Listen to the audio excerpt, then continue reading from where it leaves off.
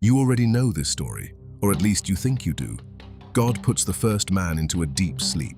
He reaches into his chest, takes out a single rib, and from that one small bone he makes the first woman. She arrives second. She arrives smaller. She arrives as a kind of afterthought, built from a spare part, to be a helper for the man who came first. That's the version painted on church ceilings. That's the version printed in children's Bibles. And for a very long time, that version was used to explain why a woman should sit quietly, follow her husband, and know her place. She was, after all, only a rib. There is just one problem with all of it. If you set aside the paintings and the sermons, and you open the actual Hebrew that Genesis was written in, and you read the words on the page slowly, one at a time, the story you were handed starts to fall apart in your hands, because the word everyone translates as rib almost never means rib anywhere else in the entire Hebrew Bible. The word for helper is a word used again and again for God himself. And the thing God does to make the woman isn't described with the word for shaping clay. It's the word an architect uses to raise a building. So how did a passage that may be the boldest statement of equality in the ancient world get turned into the oldest excuse for treating women as less? To find out, we have to go back to the very first pages and read 3 or 4 words the way they were actually written. Let's get into it. Before we take the famous scene apart, we have to be fair to it. We have to lay out the story the way most people have received it, because that inherited version is the thing we're actually testing. Here's how it usually goes. In the beginning, God makes the world in 6 days.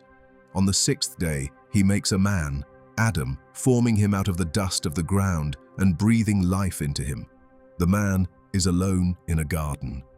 So God decides the man needs company. He puts Adam to sleep, removes one of his ribs, closes the flesh back up, and fashions that rib into a woman. The man wakes, sees her, and calls her his wife. She's given no words of her own in that first scene. She simply appears, made from him, made for him.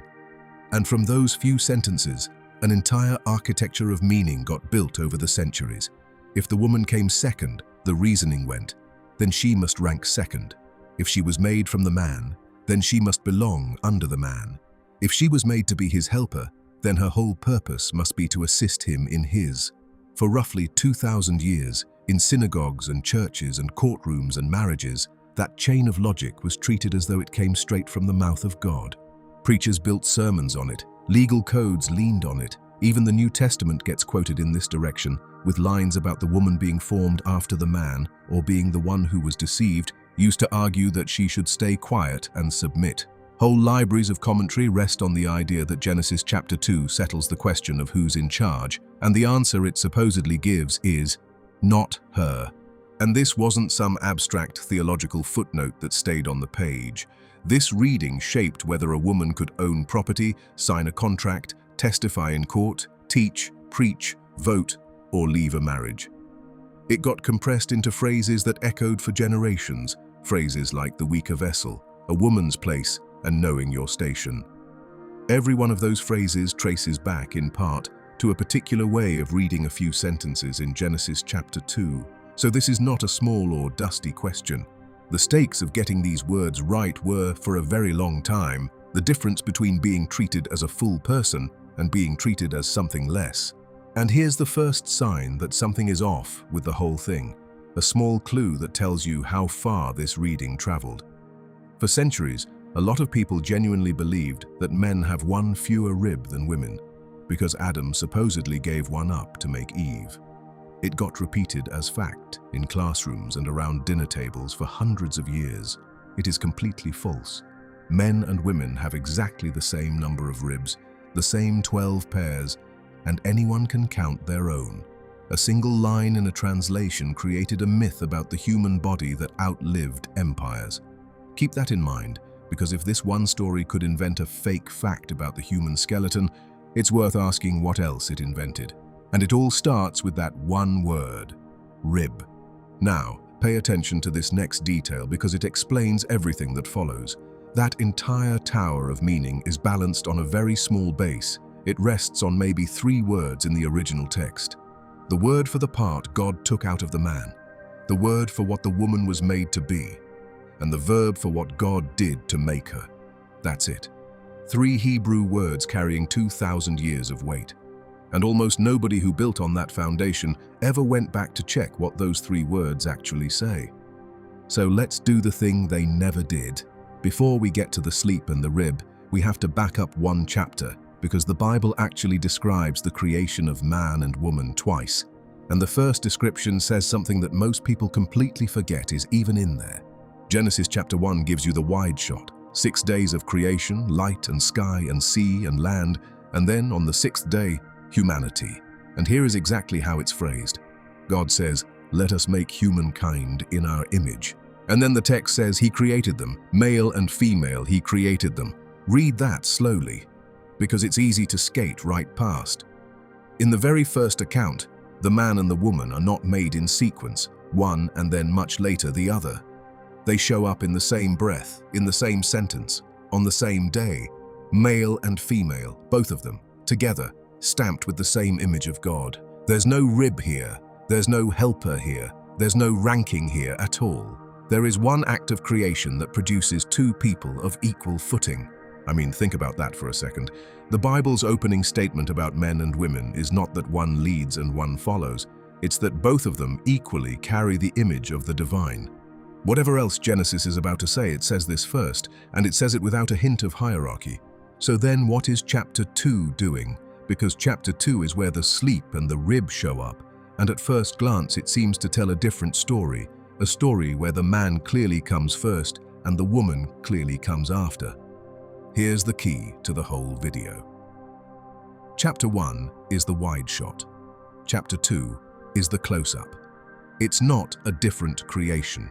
It's the same creation, filmed from inside the room, slowed down so you can see the emotion of it. And when you slow it down, the details that got flattened into "she was just a rib" turn out to be doing something far stranger and far more deliberate. Let's step into that close-up. In chapter 2, the scene resets.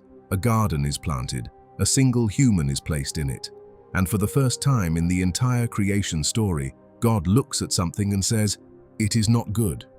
Up to this point, everything has been good. Light, good. Land and sea, good. Plants and animals, good. Over and over, good, good, good. Then God looks at the man standing alone in paradise and says the first negative words in the Bible. "It is not good for the human to be alone." That's a stunning line when you notice where it sits. In a perfect garden, with unbroken closeness to God, with every need met, something is still declared incomplete. The man by himself is not the finished picture. And what God does next, the thing everyone remembers as the rib, is the act that completes it. So whatever the woman is, the text is framing her arrival not as an afterthought, but as the piece that turns not good into very good. And that framing matters because it's the exact opposite of spare part. You don't fix an incompleteness with something trivial. The solution has to be as significant as the problem. So already, before we touch a single mistranslated word, the structure of the story is pushing against the version we inherited. But the structure is just the beginning. The real shock is in the words themselves. And it starts with the most famous one of all, the rib. Because here's what almost nobody in those 2,000 years of sermons ever stopped to ask. If that word really means rib, why does it mean something completely different every other time it appears in the Bible? The Hebrew word is tselah. In Genesis chapter 2, verse 21, we're told God took one of the man's tselah and closed up the flesh in its place. Almost every English Bible you've ever held renders that one word as rib, one of his ribs. But here's the strange part. That word, tselah, shows up around 40 times across the Hebrew Bible. And in the other places, it almost never means a bone in someone's chest. It means something else entirely. So where does tselah show up? Mostly in blueprints. It's a construction word. When God gives the instructions for building the sacred tent in the wilderness, the tabernacle, the text uses tselah to describe the sides of the structure. The tselah on the north side, the tselah on the south side. It's used for the Ark of the Covenant too, the golden chest that held the commandments. The rings that carry it are set on its two tsela, its two sides. When Solomon builds the temple centuries later, the side chambers, the wings running along the building, are called by this same word. When Ezekiel sees his vision of a future temple, the architecture is described with it again. It even describes landscape. In the story of King David fleeing Jerusalem, a man named Shimei walks along the tsela of the hill, cursing him. The side of the hill, the slope, the flank. Do you see the pattern forming? Tabernacle, temple, hillside. Over and over across the whole Hebrew Bible, tsela means a side, a flank, a whole dimension of something, not a small piece tucked inside it. It's the word for one entire face of a structure. And then you come back to Genesis, and suddenly the traditional reading looks very odd.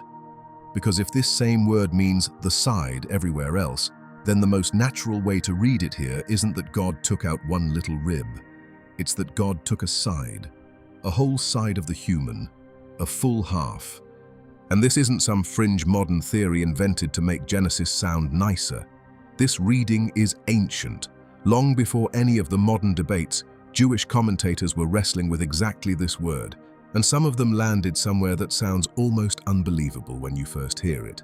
Some of the ancient rabbis taught that the first human being, the one the text calls Ha-Adam, wasn't originally a man at all in the way we picture him.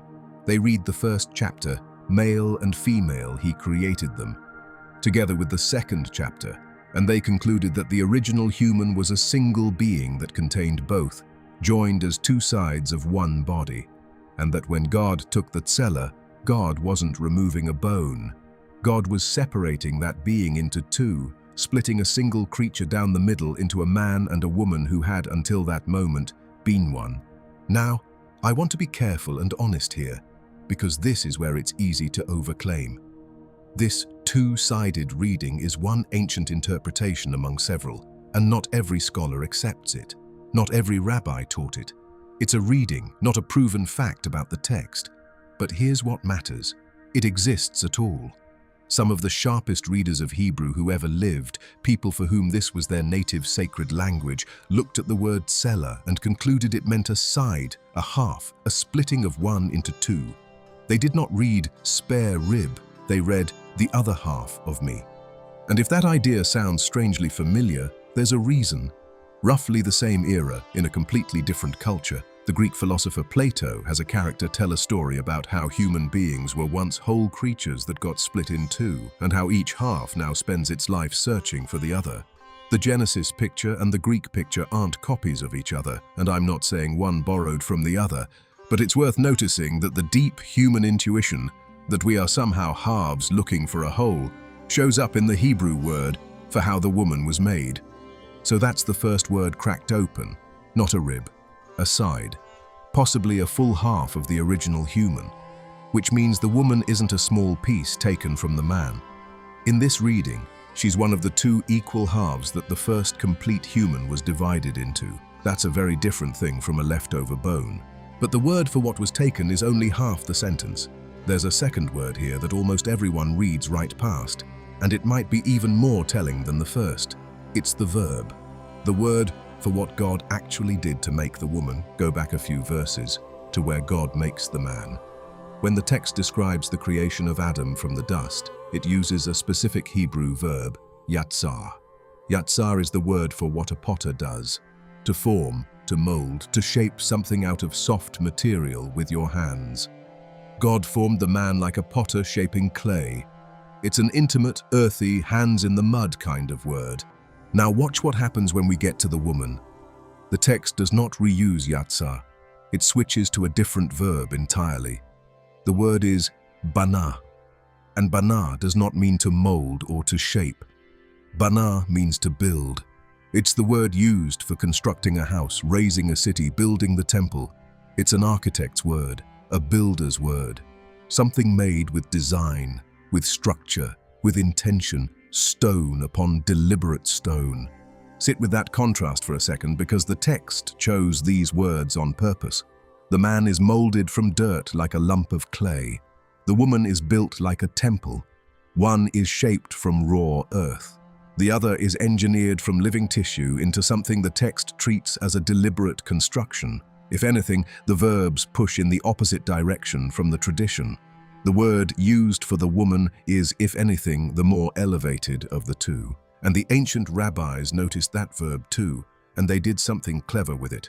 In Hebrew, the word for built, bana, sounds close to the word bina, which means insight, or understanding, or discernment.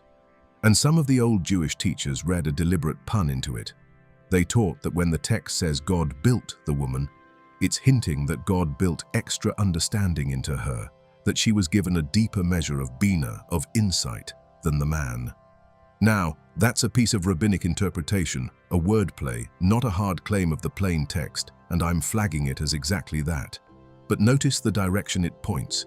The oldest readers, playing with this very verb, didn't come away thinking the woman was a lesser build. They came away thinking she was, if anything, the wiser one.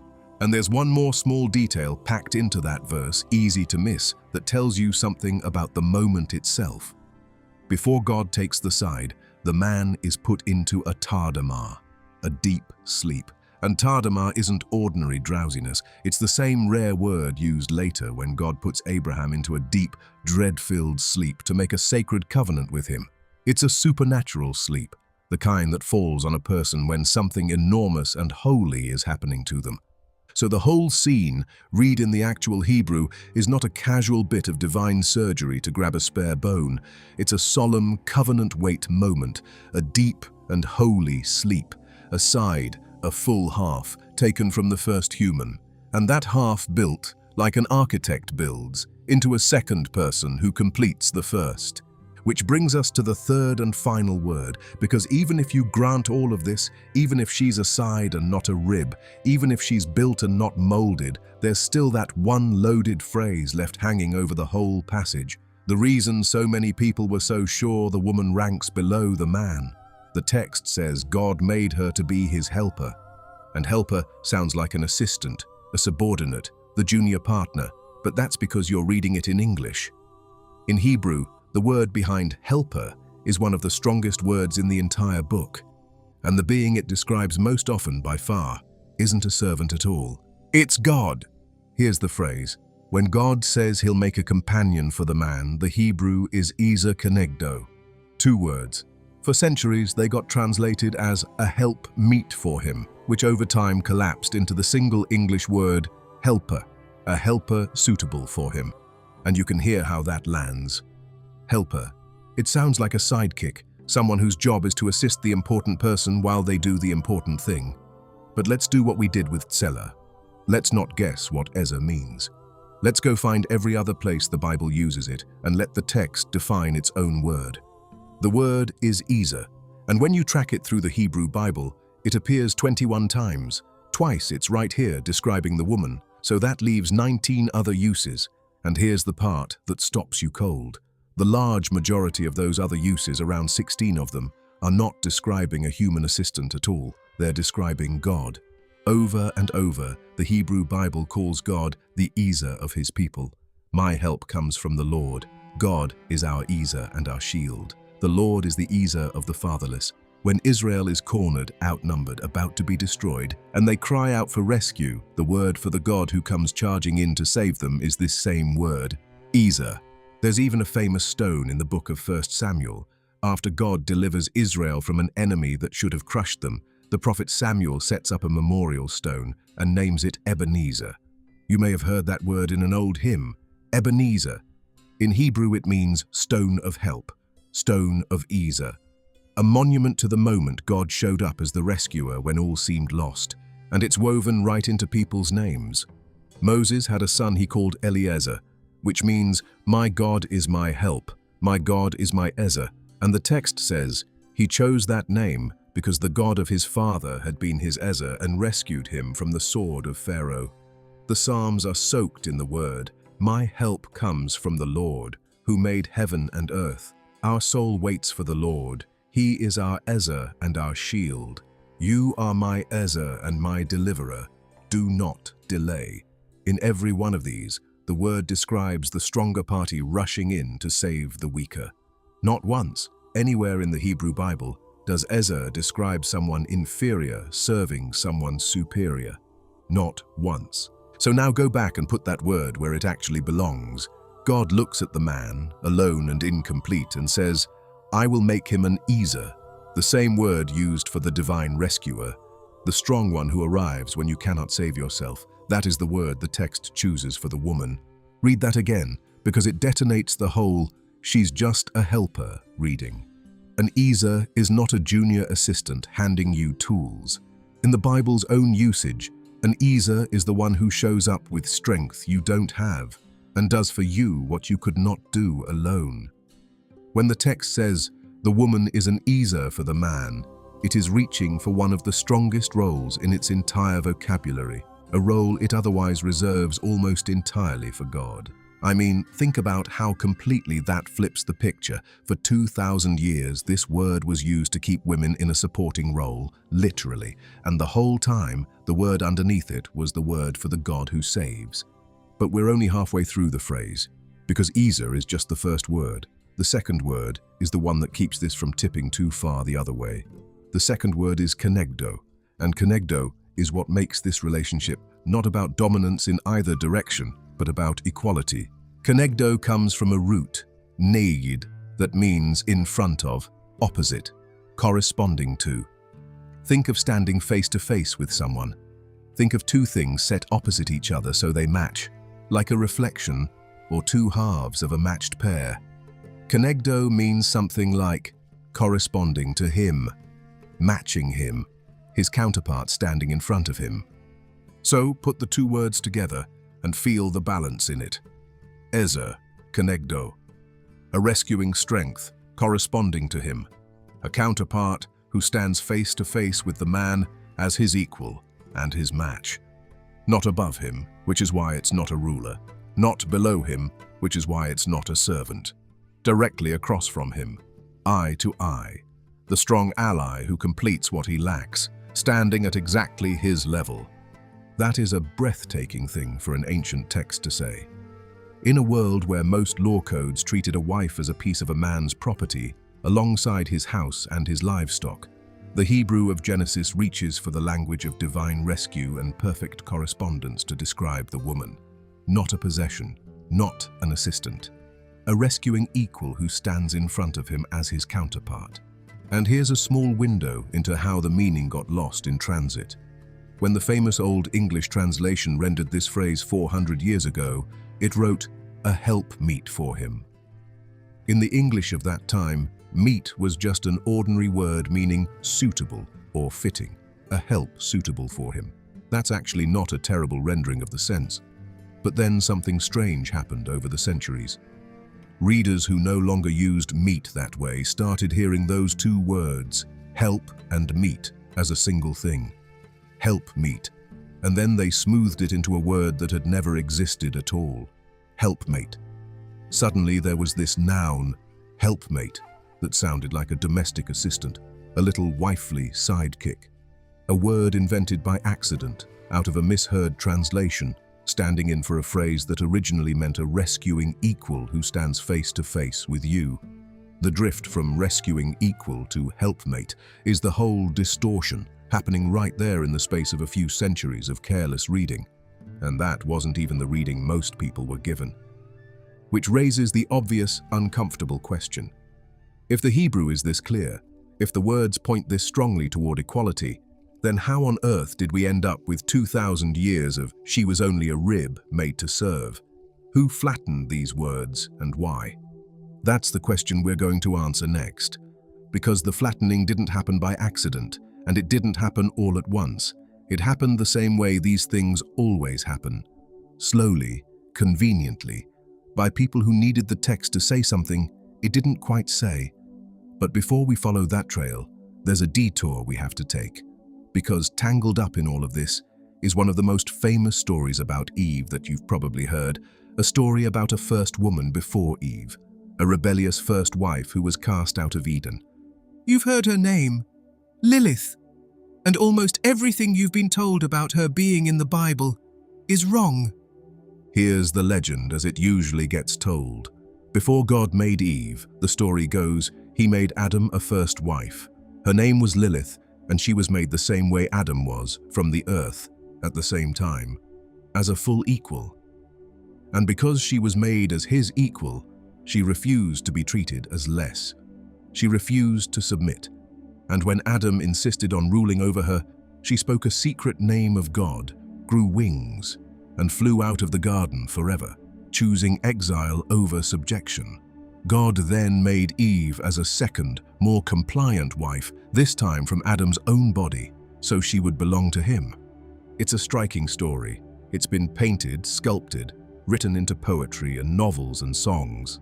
And a lot of people are absolutely certain it comes from the Bible, that Lilith is hiding somewhere in Genesis, quietly edited out by later authorities who didn't want you to know about the first rebellious woman. So let's go looking for her.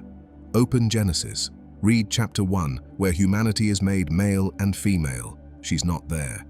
Read chapter 2, the garden, the deep sleep, the side, the building of the woman. She's not there.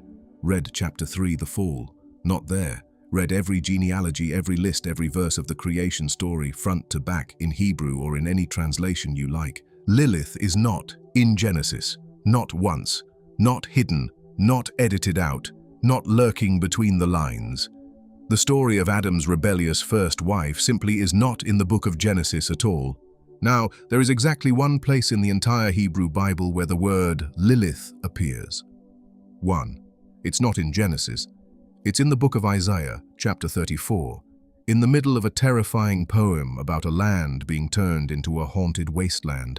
Isaiah is describing the ruins of a nation under judgment, a desolate place where wild animals move into the rubble. He lists them: wildcats and hyenas, desert creatures and howling beasts, ravens and owls, nesting in the abandoned stones. And in that list of eerie creatures haunting the ruins, there's a word that some translations leave as night creature, some render screech owl, and some just transliterate as Lilith. That's it. That's the entire biblical footprint of Lilith. A single word, in a single verse, in a poem about a ruined landscape full of wild night creatures. There is no first wife. There is no rebellion. There is no garden. There is no Adam. There is just an eerie creature of the wasteland in a prophet's nightmare vision of desolation. Quick pause here, because this is the perfect moment for it. If you're the kind of person who would rather read what the text actually says than repeat what everyone assumes, then subscribe. That's the whole point of this channel. Every week I take one story people are sure they already understand, and we go back to the original words to find out what's really there. And it genuinely helps these deeper readings reach the people who've only ever heard the flattened version. All right, if Lilith was never the first wife in the Bible, then where did the famous story actually come from? Because it came from somewhere. Brick 1 comes from long before the Bible. In the ancient cultures of Mesopotamia, in Babylon and the lands around it, there were old legends of night demons, dangerous spirits associated with the dark, with storms, with the deaths of infants and the fears of new mothers. Some of these spirits had names that sound related to the later word.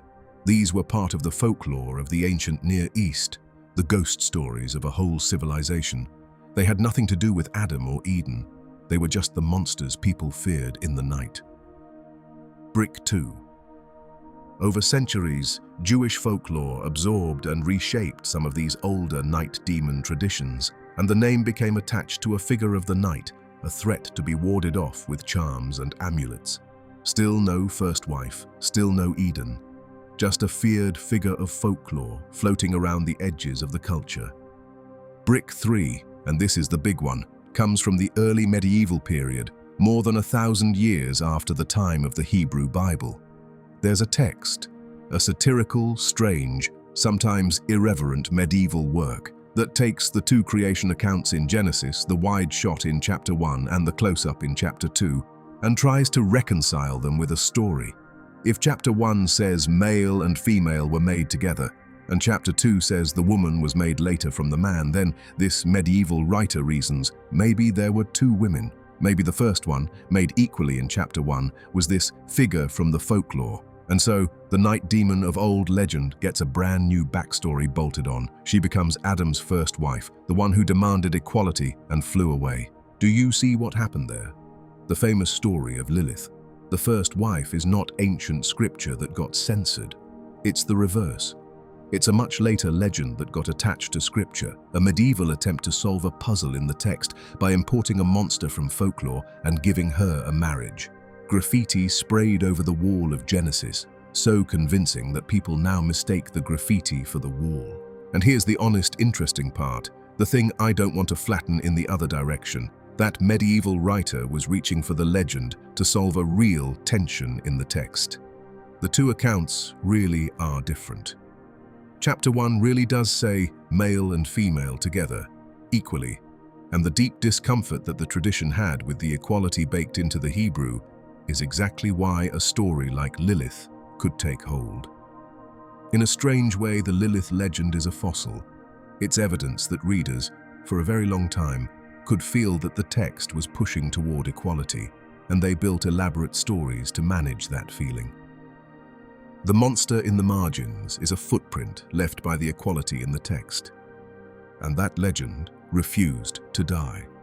For centuries afterward, people wrote her name on protective charms and clay bowls, burying them under the floors of their homes to keep the night figure away from their children. Then, much closer to our own time, the story flipped again. Some modern writers looked at the medieval tale, the woman who demanded to be treated as an equal and walked out rather than submit, and decided she wasn't a demon at all. They reclaimed her as a symbol of exactly that refusal. So the same figure has been a Babylonian night spirit, a Jewish folk demon, a medieval first wife, and a modern emblem of equality, wearing a different meaning in every century. What she has never been, in any of those centuries, is a character in the book of Genesis. But a fossil of discomfort is not the same as scripture, and the point stands. When people tell you the Bible hid a rebellious first woman who wanted to be equal, the opposite is closer to the truth.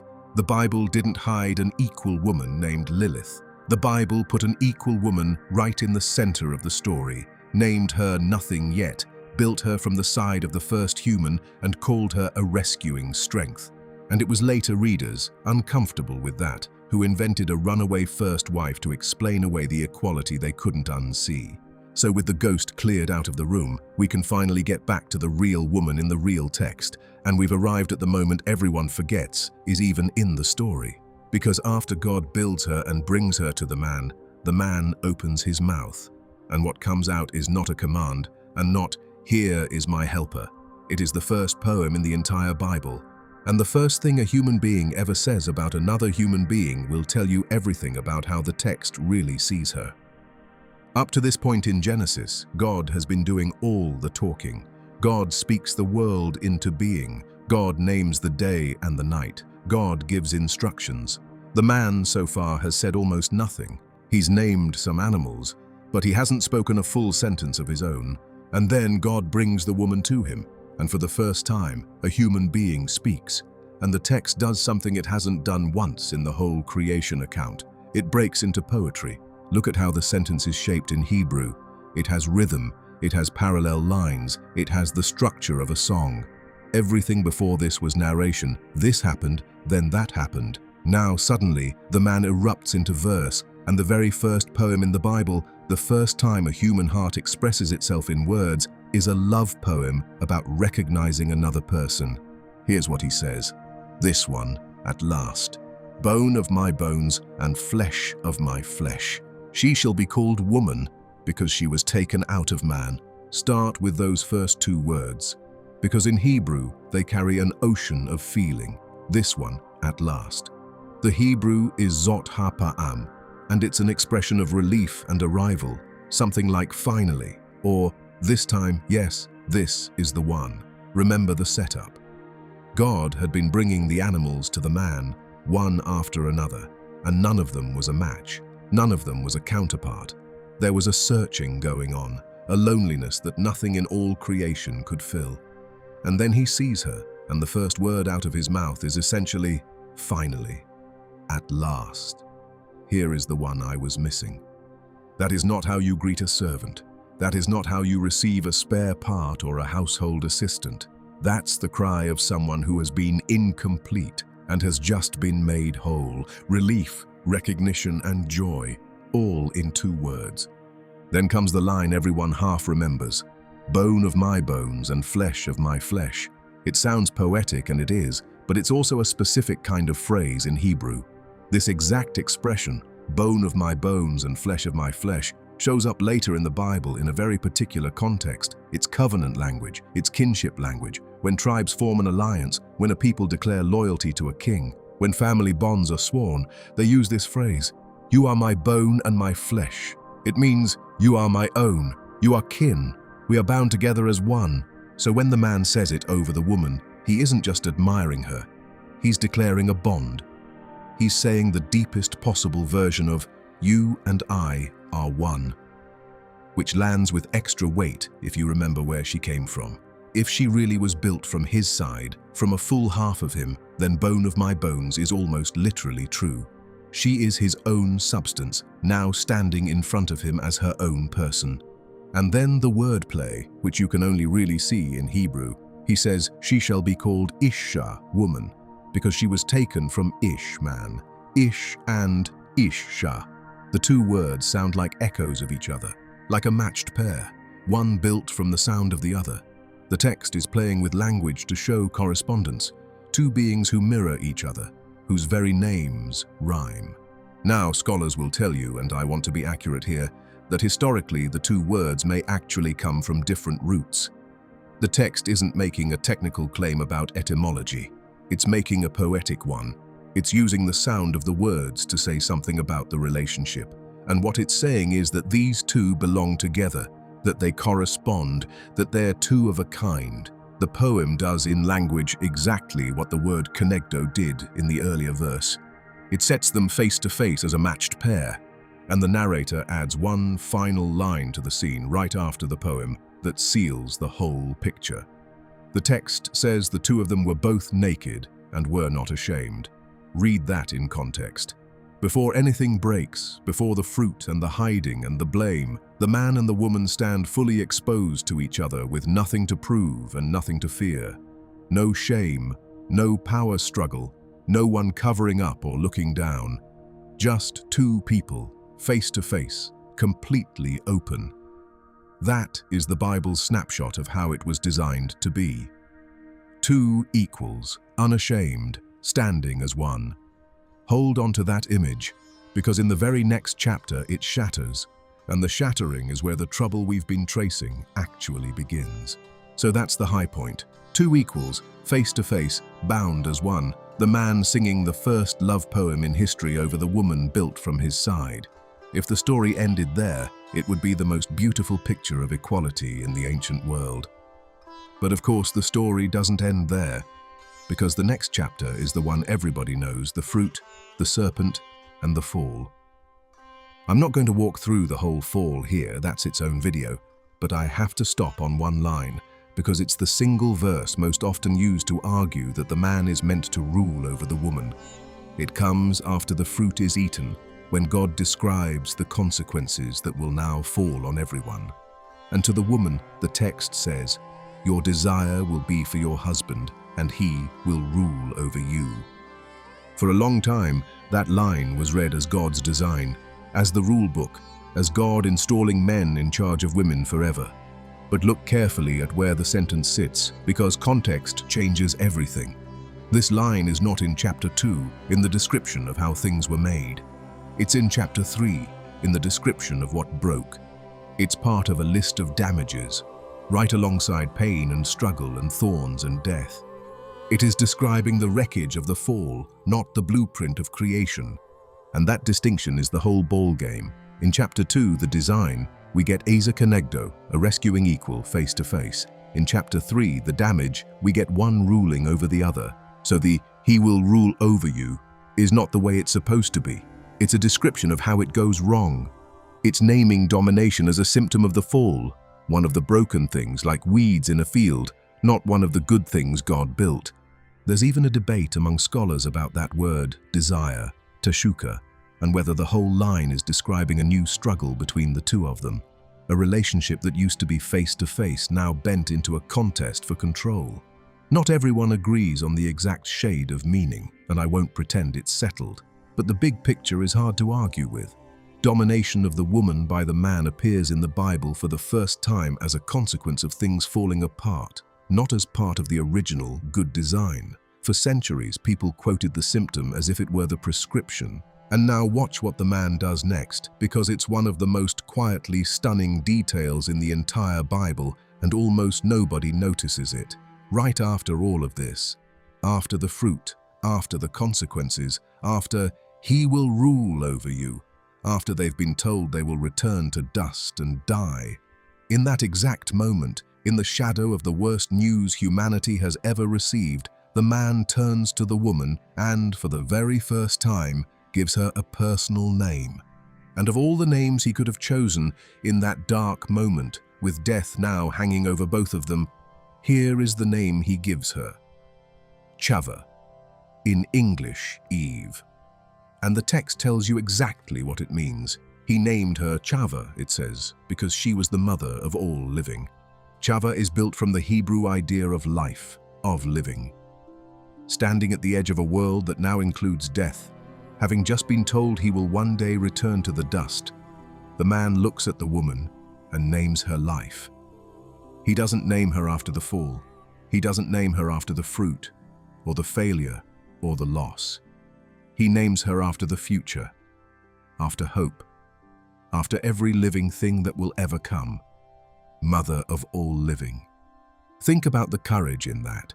It's the first act of defiance against death in the whole story. Everything has just gone wrong, and the man's response is to speak a word of life over the woman standing beside him. He calls her the source of everything that will live. In the darkest chapter, he gives her the brightest name in the book. So let's pull all of it together now, because we've walked through the whole scene, word by word, and the picture that's emerged is almost nothing like the one we started with. And when you lay it all out at once, you can finally see what the tradition had to ignore to keep telling the old story. Let's take stock of everything the actual Hebrew has handed us, because piece by piece, it tells a completely different story than the one painted on the ceiling. The first account, the wide shot, makes them together, male and female, both stamped with the image of God, no ranking anywhere. The only thing declared not good in all of paradise is the man being alone, which frames the woman not as an extra, but as the piece that completes the picture. The word everyone calls a rib, tsela, means a side, a full half, and led some of the oldest readers to picture one being split into two. The verb for making her, bana, is the word for building a temple, not molding clay. She's put together with design. The word for what she is, Isa, is the word the Bible uses for God the rescuer, and the word beside it, kenegdo, sets her face to face with the man as his corresponding equal. Then the man's first human words are a poem of relief and recognition, covenant language that says, "You are my own, my kin, my matched pair." And even after everything breaks, even in the wreckage of the fall, he names her life. Does that sound like a spare part to you? There's an old line from the later Jewish and Christian commentators that tries to capture the meaning of the side, and it's worth hearing, as long as we're honest that it comes from those interpreters, and not from Genesis itself. They said the woman was not taken from the man's head, so that she would rule over him, and not from his feet, so that he would trample her, but from his side, from under his arm, close to his heart, so that she would stand beside him as his equal, be protected by him, and be loved. That's a later reflection, not a verse. But notice how naturally it grows out of the actual Hebrew. Once you know tsela means side, that whole picture is just sitting there waiting to be seen. And this is where the story comes full circle in the most important way. Remember the very first thing the man says, "Bone of my bones, flesh of my flesh." And a few verses later, the text draws its own conclusion from the whole scene. This is why it says, "A man leaves his father and mother and holds fast to his wife, and the two become one flesh." One flesh. If she was taken from his side, then the whole arc of the story is a separation followed by a reunion. One being divided into two, so that the two can choose each other and become one again. That's not a story about a master and a helper. It's a story about two halves of one whole, coming back together. The equality isn't a modern idea forced onto an ancient text. It's the plain shape of the Hebrew, hiding in the words the whole time. And look at the direction the verse actually runs, because it's the opposite of what the old reading assumed. It says, "A man leaves his father and mother and holds fast to his wife." In the world that produced this text, a world where a bride normally left her family and joined her husband's household, that's a startling thing to write. The verse puts the leaving on the man. It imagines him being the one who attaches himself to her, who holds fast, who binds himself to the woman. Even the grammar of the sentence refuses to make her the one who orbits him. If anything, it's the reverse. So, how did we lose it? The same way people always lose an inconvenient truth in a sacred text.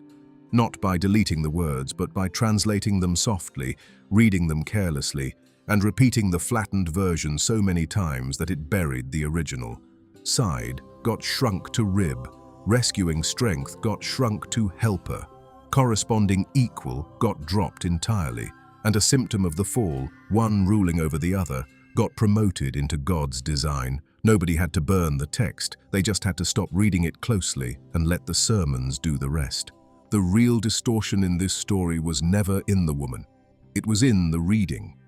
A way of handling these ancient words that served the people in charge and quietly rewrote what the text said about half the human race. And the correction was always sitting right there on the page in 3 or 4 words for anyone willing to actually look them up. Which leaves just one question worth sitting with as we close. And like the best of these mysteries, it isn't really about the past at all. We started this video with a story you already knew, a single rib, a spare part, a woman made second, made smaller, made to serve, a story painted on church ceilings and printed in children's books and used for 2,000 years to explain why a woman should know her place. And when we went looking for that story in the actual Hebrew, it wasn't there. Instead, we found a side, not a rib, a full half of the first human, not a leftover bone, a woman built like a temple, not molded like a lump of clay. A rescuing strength, the same word the Bible uses for God himself, standing face to face with the man as his equal and his match. We found the first love poem in history sung over her, and covenant words binding the two of them as one. We found that the famous first wife, Lilith, was never in the Bible at all, but was stitched on top of it 1,000 years later by readers who could feel the equality in the text and didn't know what to do with it. And we found that even after the world broke, the man's response was to name the woman Life. The idea that she was only a rib made to rank below him was never really a verse. It was a translation, softened and repeated until it buried the original. And the moment you read the words slowly in the language they were written in, that old reading falls apart in your hands. So here's the real question to sit with. It's not where the first woman came from. The text answers that plainly, from his side, as his equal, built with intention, named for life. The real question is this: how many other things have we been told, the Bible says, by people who were counting on us, never checking the words for ourselves? That's the whole reason this channel exists, to open the book back up and read what's actually on the page, in the language it was written in, even when the truth turns out to be stranger or more beautiful than the version we inherited. If this changed how you see even one story, subscribe, because next we're staying right here in these same chapters and asking a question almost nobody stops on. What was the serpent really? Because in the Hebrew of the garden, the creature is never once called Satan or the devil, and the word that actually is used hides a twist of its own. And the video on screen right now pulls apart another mystery buried in these opening pages. Go ahead and click it. I think you'll want to know how this one ends too.